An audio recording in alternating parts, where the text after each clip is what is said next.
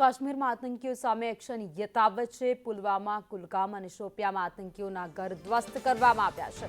લશ્કરના ટોચના કમાન્ડર્સના ઘર ધ્વસ્ત કરી દેવાયા છે। પુલવામામાં લશ્કરના એહસાન અહેમદ શેખનું ઘર તોડી નાખવામાં આવ્યું છે। તો એહસાન અહેમદ શેખ પુલવામાના મુરારનો રહેવાસી છે। શોપિયામાં આતંકી શાહિદ અહમદનું પણ ઘર તોડી નાખવામાં આવ્યું છે।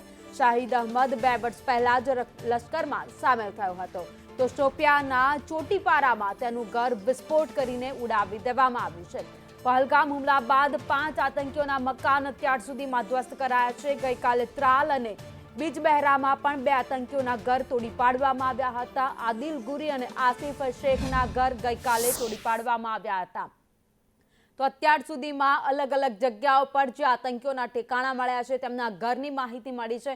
એવા 5 આતંકીઓના ઘર અત્યાર સુધીમાં ઉડાવી દેવામાં આવ્યું છે, જેમાં પુલવામા, શોપિયા સહિત અલગ અલગ વિસ્તારોમાં આ 5 આતંકીઓના ઘરની માહિતી મળી હતી। ગઈકાલે ત્રાલ અને બીજબહેરામાં આતંકીઓના ઘર તોડવામાં આવ્યા હતા, ત્યારે આજે 3 આતંકીઓના ઘરને તોડી નાખવામાં આવ્યા છે। પુલવામા, કુલગામ અને શોપિયામાં આજે કાર્યવાહી કરાઈ છે।